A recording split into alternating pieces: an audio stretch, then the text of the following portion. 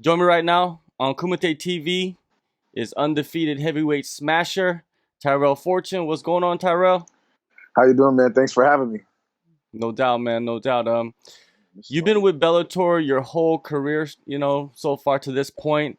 How many levels have you elevated since making your debut as a fighter in 2017? Man, as a fighter, I would say my elevation is I'm a student of the game, so I would have to say I learn every day because I try to. I strive to learn something new every day and work and improve on at least something. And man, I was just working on combinations to the other day, and then my coach was showing me a weird hook that at first I couldn't really get, but all of a sudden like 3 days ago, we were hitting mitts and I was just hitting it perfect. He's like, man, when did you start working? I was like, well, I've kind of been throwing it on the bag and now all of a sudden I got it down perfect. So, I mean, I just try to work on everything and continue to improve my game. Your skill set is pretty scary for any opponent. You got an incredible wrestling base, sick athleticism, crazy speed, KO power. Have fighters been ducking you, throughout your career? Have you had some fights fall out because, like, I'm pretty sure Bellator has put your name in front of some guys that are up in the rankings. Yeah. That was kind of the hard part of coming from my wrestling background and getting into MMA and starting to learn more and more. Guys were really denying fights. My last fight, they asked 17 people. It took 17 guys for me to get an opponent, so that stuff is kind of hard. And then the fight before that, I had the guy pull out Monday of the fight week. Oh, So Tuesday, I got a new opponent right before weigh-ins. It was, I mean, like 2 days before weigh-ins. We're in California, and they come up. Bellator's like, "Hey, your guy's not answering his coach's phone. He's not answering our phone. He's not checking in. I think he's pulling out." And I'm like, "Well, am I gonna fight? Like, I'm here. Like, what's up? Like, I'm ready to fight. Like, I did the whole camp, and I'm here. Like, we're in California now, and you're telling me this." And they're like, "Well, will you fight anybody?" I was like, "Yes, I will fight whoever you can get." And luckily Giovanni Saran, he stepped up, and so that was crazy. I didn't think, looking at the game from the outside in, being a fan, I didn't know you could deny fights. I didn't know there was politics behind it. I thought if I publicly called you out, you had no option but to accept the fight. And that once I got in the fight game, I realized this it's not nothing like that at all. It's a lot of politics that go behind just stepping in the cage. It's more than just stepping in the cage and fighting. And I think that's what a lot of people don't see or realize because that's all they pay attention to is that we're getting in the cage, beating each other up. well, it must give you some confidence, man. Guys are ghosting you on fight week. You know what I mean? Like, it is a big show. It's Bellator. Right. Yeah. I mean, a little bit. You know what I mean. But I not so much when it's undercard. Like if as this continues on after these next fights, now that I'm main card, and this continues to happen, then I'm gonna really be vocal about guys ducking me and stuff. But I think undercard, because at first I didn't really understand like how it was for guys to move from amateur to pro, how hard that step is for guys to even get noticed and to get on those big league stages. So guys really take their time and really are smart about the opponents they take. And anybody fighting a wrestler is not a good opponent, especially in your amateur career. That's like almost a loss. If you could going against a college D1 wrestler, they're like, all right, well, if he takes me down, I ain't getting up. And that usually right there is why guys don't want to take that fight right there.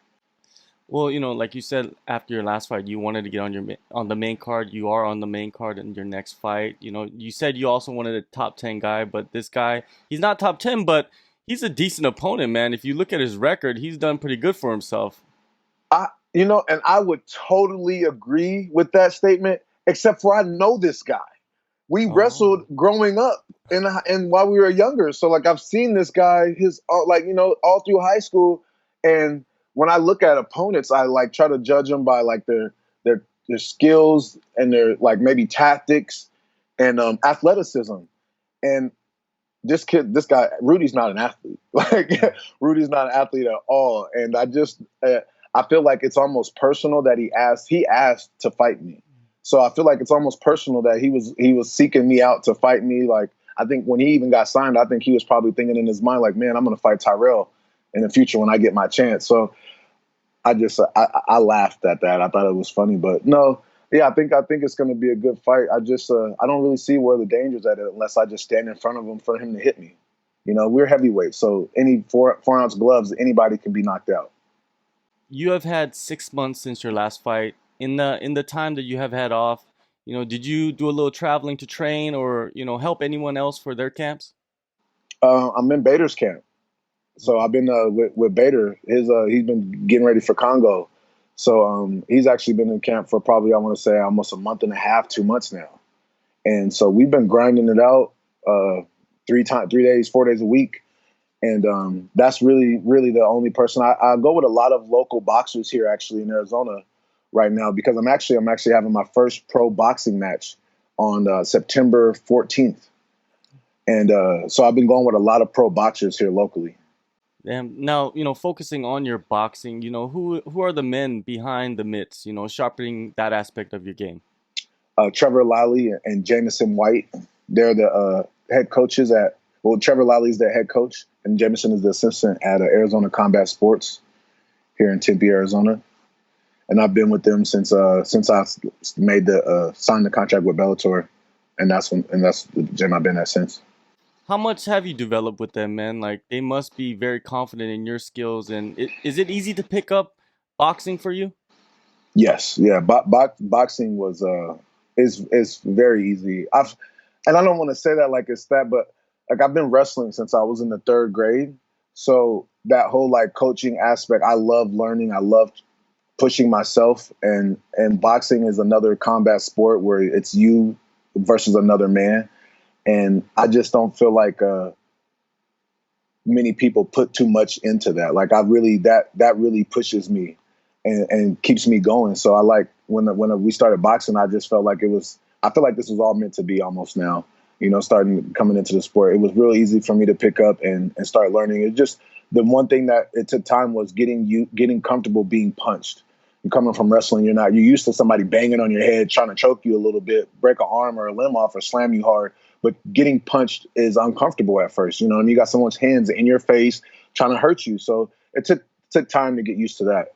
You got a guy like Deontay Wilder, a guy that just jumped into boxing and just in such a short period of time became, a force, man. Like, do you feel that Yeah. like if you started boxing when you were young, like you started wrestling at that age, where you might even be Oh boxing right now? man, I think I'd be a multi-platform star if I think and that's kind of not to speak too far into the future, but I kind of see that happening now because really there's not many talented heavyweight boxers. I don't really see anybody that's like really that crisp and clean with technique. And I'm fighting some guys who have a lot of dominant, way better records than me, have like 10, 20, 10, 15 fights in boxing, and I'm piecing them up. So it's not. I don't feel like it's too. Like I was saying that the athletes, you know what I mean, the top of the line athletes aren't the heavyweights. Don't do boxing. They're not doing MMA. They're playing football. They're playing basketball. They're going to the sports where the money's at. So this is a rough grind. Those guys are focusing on football. So you don't get too many athletes that go into MMA or boxing. Deontay Wilder is one of those guys. He's an elite athlete that went into boxing, and just because of his body type, his length, it destroys everybody. Mhm. So it just that's why I think it takes some time. Like that's why I think this Andy Ruiz when he beat Joshua, everybody's like, whoa, like he's big old fat chubby guy knocking out this big tall buff black guy. You know what I mean? Like nobody took that. Everybody was like caught by surprise. So I think that's the kind of things that you see in heavyweights. That's why heavyweights get that much attention because like at any time anybody can win because we're just big guys throwing bombs. Going back to Ryan Bader, being in camp with him together, he's at the spot where you want to be. He's been fighting for so many years and he has the belt. He has two belts, it's just Two like belts. insane what he has done, in that short period of time with Bellator. You know, being in your position and having a guy like that with you every day in camp, what kind of effect does that have on you? Man, it's an honor to be able to work out with a guy like that and be able to utilize his experience and expertise, especially at this so early in my career. I feel like most guys might not want that at first, and I think at first he kind of maybe felt like that, but then as you can see, like I just wanted to learn from him. I wasn't. I don't think it won't be a challenge thing. Like I don't see myself fighting him in the future because obviously obviously it's gonna take me time to get there, and you can't just jump through the sport. I don't want the last thing I want is try to challenge for the belt and people be like, oh, well, you skipped me or passed me up. Like I said about haggard. You know what I mean? I would rather take out everybody. So once I get to everybody's like, he's the best. I don't think he beat me up last time. He beat me up on his way to the belt. I don't want it now that he has the belt, type thing. And so I think at first when we started, it was kind of one of those things. But now it's, man, it's more like a student. I'm just sitting there trying to learn and realize and utilize all the move and see where his openings are, because he's very good at using his wrestling and then just hiding that with his hands. You know what I mean? So if you've seen the way he went through the tournament, it was crazy. Some of the fights that he had with King Mo, and I don't think anyone expected him to come out and knock him out that fast. So just being able to, and that was all with his footwork, head movement, looking like he was going down for a shot, and then threw a nice Russian hook. So just being able to see a guy and see his training regimen, how much he does and what he does to stay on top of the game does a lot for me. So I can see, all right, this is the type of stuff I need to be doing. If I want to ever get to that level, this is what the things I need to do. Yeah, his boxing, man, has just been on display throughout that tournament, man. It's just like it shows you that the coaches down there are doing something right. No, yeah, he's a great fighter. Like I told him the other day, I haven't seen anybody at heavyweight mix it up as good as him. As far he doesn't just wrestle, he doesn't just do jiu-jitsu, he doesn't just do boxing. He mixes it up very well. And that's one of the things at heavyweight you don't see very often. Somebody that can change their stance, go into a whole different strategy and start implementing it. He does that. Going back to Jack Swagger, you've been openly critical of, him and the hype that he's been getting. What do you think of the performances that he has had? The type of, Oh against the my type of, God. the level of opponent he's been fighting. To be honest, I'm always gonna be honest. I can't hold back my tongue anyway. I don't really care too much. People get upset, but I just didn't understand how he was main card quality when he wouldn't. I guarantee he wouldn't have fought the guys I fought. I mean, his last opponent was a guy who literally just walked out the meat shop, and he had no problem saying that at the interview. So it's like he's not even fighting athletes. He's literally fighting just big fat guys at work. You know what I mean? So I'm like, this, after I've seen that last fight and then I saw him call out Fedor, I'm like, you're a joke, bro. Like, you're just a joke. You're not even a real fighter. You know what I mean? You're doing this shit for fun. So I don't even want to fight him anymore because he's not any competition. Like I said, I don't want to go backwards. I'm trying to fight the best guys in the sport to see what I have, challenge myself. And he's not a challenge. He's a wrestler. He's not going to take me down.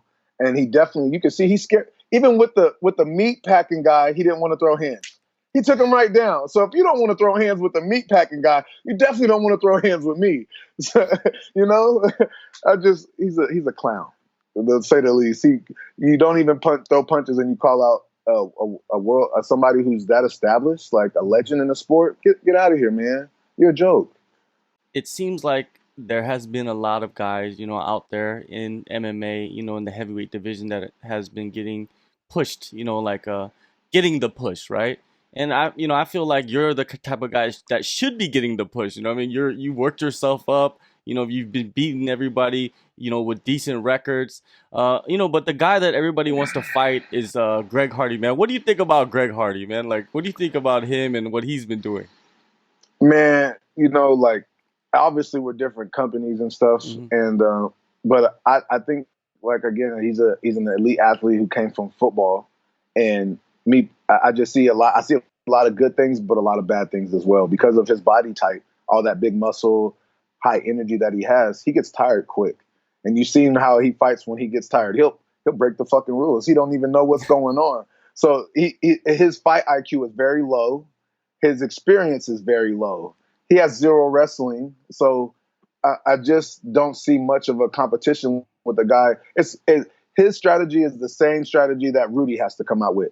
I have to go fat. I got to get on him quick and land a big punch and throw big bombs. That's really the only strategy a guy, when you're a big guy with no athleticism and not many skills, that's what you have to go to, because that's the only danger as a big man that you have. And same thing with Greg Hardy. First off, he has to change his body type. I don't think he'll be able to get past himself because all that muscle won't allow it. It's just too much. So he's got a lot of development to go. He just needs to keep his head down and be a student of the sport, because he's going to have a lot of tough fights that's going to start coming real quick. and we're gonna either see him fly or sink. You know, he's either gonna be able to step up to those matches, or the guys with the more experience and the different skill sets are just gonna utilize those against him. Going back to your fight, man, I'm pretty sure you're gonna go in there, do what you need to do, get that win. How far do you think you're from, getting a big name fight or even, a title eliminator? How far? Do you think it's like the next fight or two fights from now? What do you think? Oh man, I would say at least in these next 3 to 4 fights, I would suspect. But in this sport, man, you never know. Like it's off. They go by so many different things that if I go out there and I knock Rudy out with some crazy knockout, then all of a sudden Bellator might be really hype on me and be like, all right, we need to push Tyrell a lot more and get him fighting every 3 months and get him in the promos and things like that. Like it could switch and all of a sudden they're all about me. Or, I go out there and it's not that good of a performance, or it's just an okay performance, and they're like, all right, well, let's get you some more guys like Rudy or something like that. So I don't know what it goes off of, because the one thing I was upset about is this 6 months layover. Like, if you want me to improve, I don't want to keep getting in the cage and feeling like this is a foreign place. If you get me in there, when I first started, the first 3 fights, there were 3 months, 3 months, 4 months max in between. And I felt so good going into my third fight, because I was like, man, this is normal. I've been I was just in the cage 3 months ago. I'm super comfortable. This is becoming a norm. Now, when you get those 6 months break and then your competition comes up, you're breaking up competition, the pressure gets heavier because you're on the main card. It kind of gives you a little bit more stress, but it's just like, man, this all would have been eliminated had I just been competing more. I didn't really care to a certain point of like, if you're not going to give me the competition I'm asking for, then just get me in the cage. I just want to fight, So that was my only problem that I was having. But I would hope, I go after I go out there and knock Rudy out, that I get more push behind me. Bellator is rumored, right? There's a lot of rumors going around that they're going to go to Japan on New Year's Eve. And Fedor and Rampage is also rumored to be fighting on that card. Would you be interested in getting on that event? Hell yeah. I already talked to Bellator. I said I want to go in the Rizin tournament.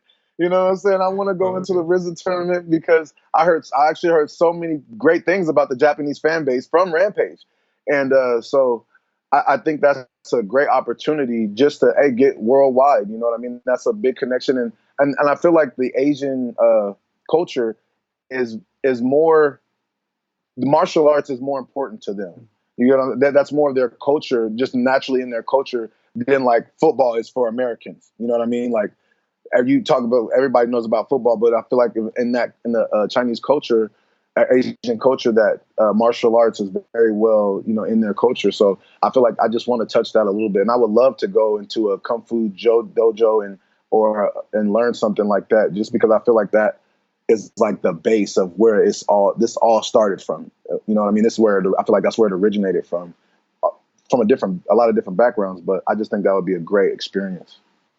Do you consider yourself more of a martial artist than a fighter? Um, I would say, yeah. I would say I'm a fighter becoming a martial artist, learning my way into becoming a martial artist.